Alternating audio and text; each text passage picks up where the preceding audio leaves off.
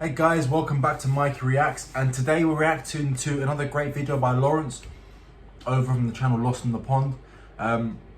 He's been someone I've been watching for a couple of years now.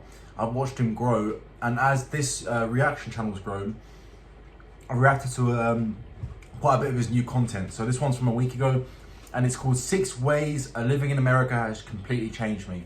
So I'm wondering if living in the US will change me very much. I'm already very Americanized in my beliefs and ideas, I would say, and very much so in my habits. Even some of the words I use, having lived over in the Middle East as well, where actually a lot of the phraseology or the phrases are very Americanized, such as I've been using the word sidewalk for quite a while and highway as opposed to motorway. So that's been going on for me for quite a little while. So I'm wondering, to what extent will living in the US change me? For those of you who don't know, I am moving to Texas. I was moving to Florida, but now it's Texas. I'm moving to Texas in February, Houston to be exact.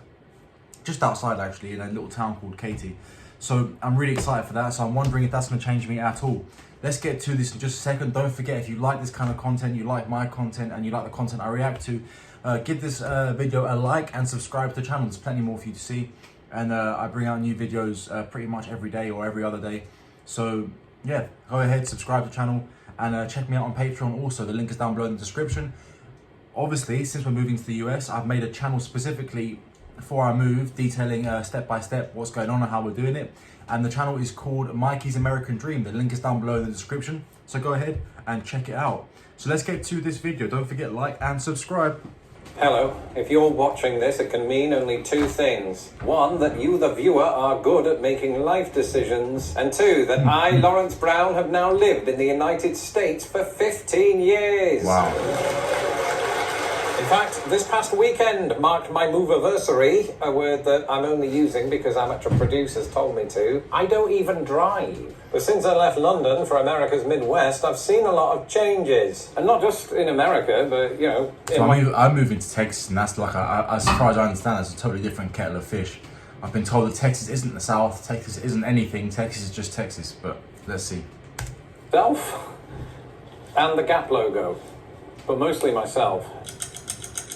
When I think back to who I was in November of 2008, I'm reminded of something that Bill Bryson once said. I can't think of anything that excites a greater sense of childlike wonder than to be in a country where you are ignorant of almost everything. Suddenly, you are 5 years old again. And while my mental age hasn't changed a great deal since then, much about me has. Of course, long-time fans know this already. If you're not yet subscribed to this channel, do that now. In the meantime, here's a deeply thoughtful analysis of how living in the United States has changed me forever.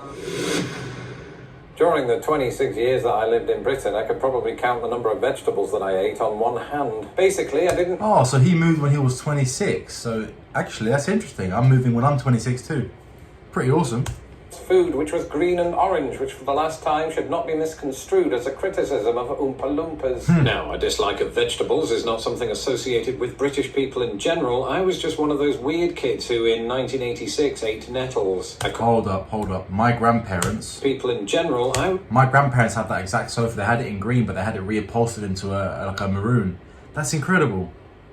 Just one of those weird kids who in 1986 ate nettles. I couldn't look at greens the same way after that. Until, that is, I moved to the United States. And at this point, you're probably thinking, Laurence, if you couldn't eat healthily in a country known for looking really green, what chance do you have in America where you can top up on pop for free? And for the first 7 years, I didn't really have an answer. Suddenly, I was eating more fast food and Dr. Pepper than ever before.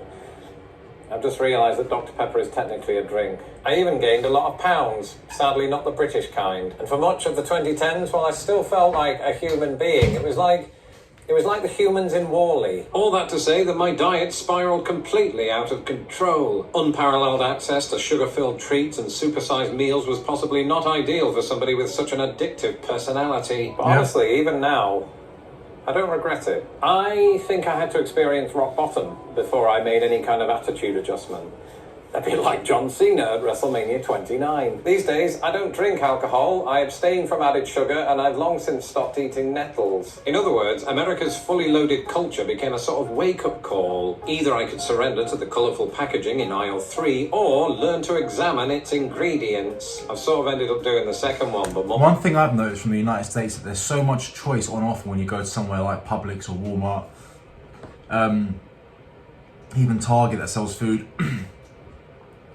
Is I find that it's easy to either eat extremely unhealthily, or on the flip side, eat extremely healthily. Like one example I will give of fast food in the fast food, for example, in the US, is Chipotle. Chipotle, you can go really unhealthy if you wanted to and have lots of chips and dip and whatever you wanted to, cheese.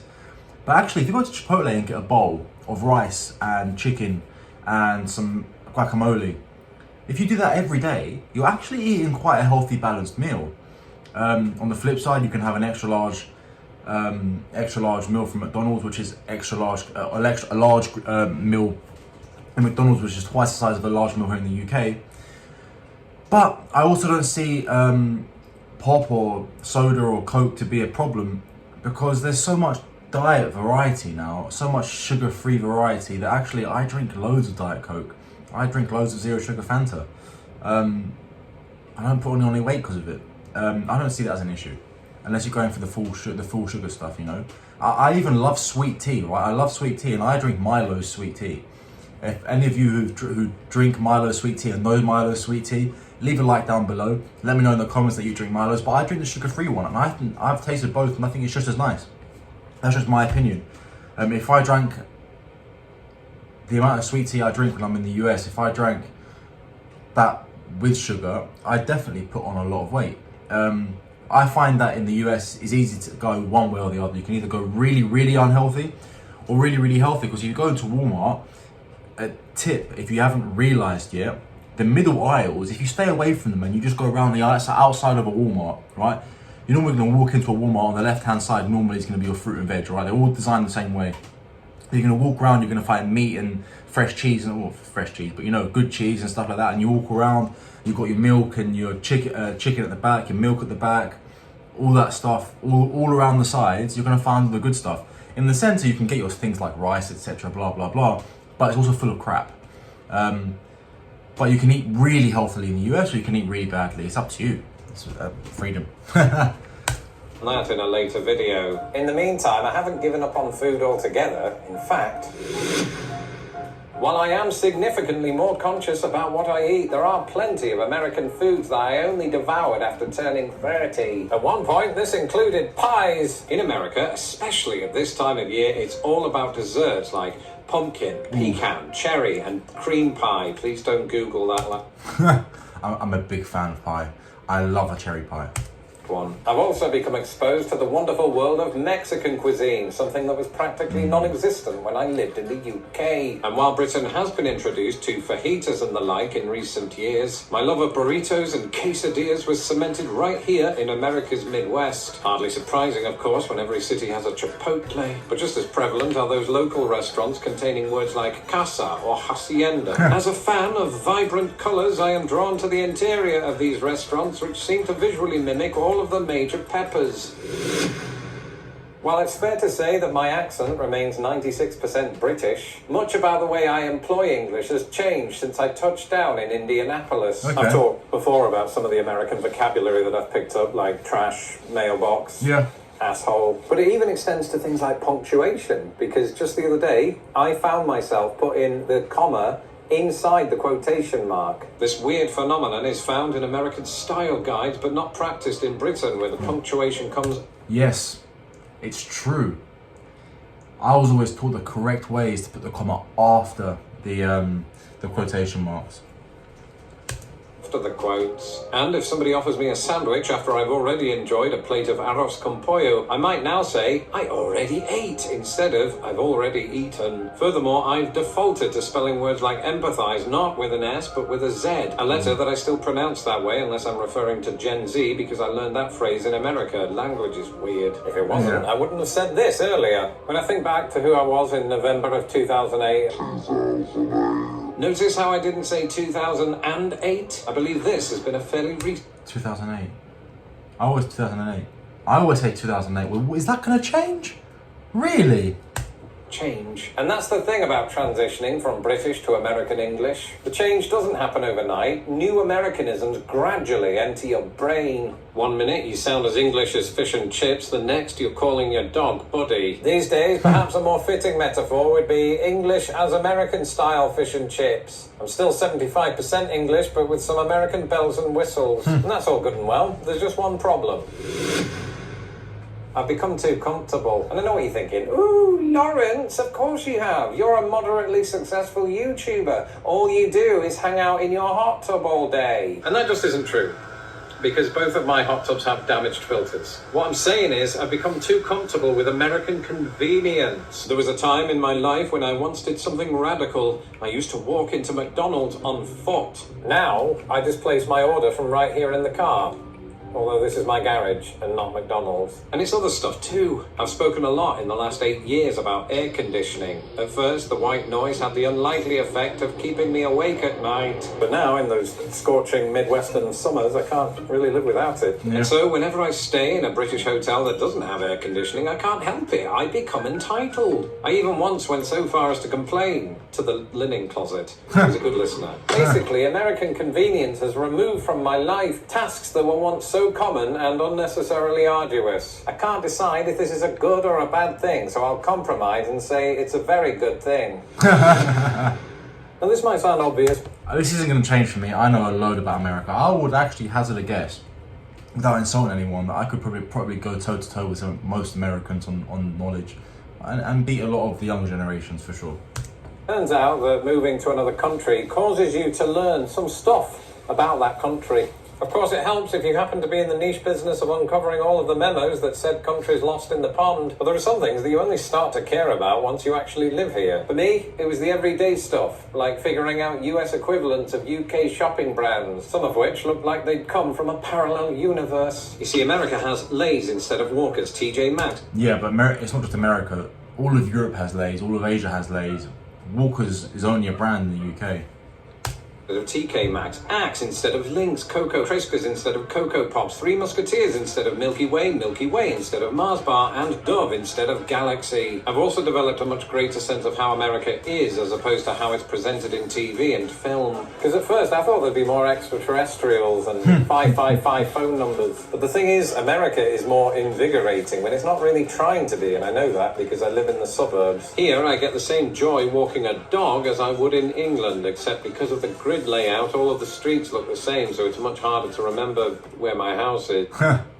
This is what makes US suburbs so unexpectedly thrilling. And in hindsight, I only truly felt at home in America once I began embracing the unremarkable. My friend Ian, but also unremarkable things and concepts like the red flags on mailboxes, or mourning doves, or the etymology of the American English word boondoggle. Of course, words are a big part of my job, which brings us on to this. Back when I still lived in the UK, my professional ambitions were not quite what they are today. Partly because the gold play button didn't exist yet, but also because I didn't have the first clue what I wanted to be. Okay, that's not true. I wanted to be an actor, but in the theatre, we're so committed to Shakespeare that some actors get paid in 16th century wages. I was one of them. So I decided I wasn't going to take it anymore.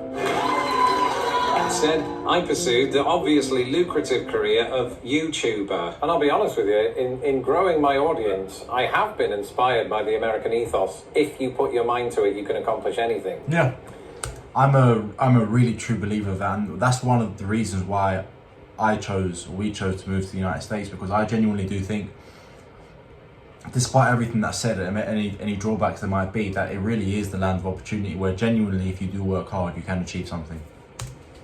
I've just realised that was George McFly. What I'm saying is my success so far owes much to the American tendency to celebrate it. In Britain, if somebody is successful, our collective instinct is often to bring them down a peg or two. Perhaps this is why I'm such a deeply modest YouTube sensation. And, as a staunch introvert, it might also have been why I wouldn't have succeeded in Britain. Moving to America was also... So basically, what I discovered about Laurence is that he was an actor, which really doesn't make sense because he does play the part.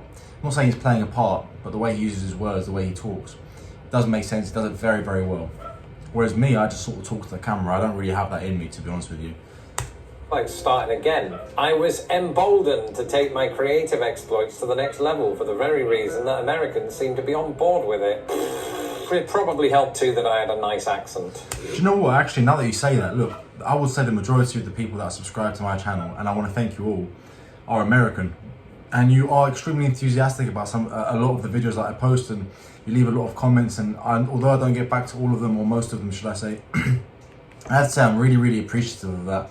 Genuinely, again, the British ethos is like when someone tries to gain some success, or tries to push themselves a little, like a step further, or create a YouTube channel on the side, they are not necessarily, people try to bring them down a peg or two. But the American, you guys have been extremely supportive, and I absolutely love how much you guys support me in the comments, and how much, and how much you like the content that I create. So thank you very much. It could be argued that all of this is just another way of saying that I've become more American. Indeed, almost a year ago, I did precisely that when I finally became a citizen of the United States. While I might no longer be fresh off the boat, I like to think that I've retained a 5-year-old curiosity, as evidenced by videos such as 6 British things that are actually American. Continue your binge by watching that video next. Until the next video, goodbye. Maybe I will do that video. Alright, I'll add it to my list. I think it's already on my list. It is already on my list. I do need to watch that.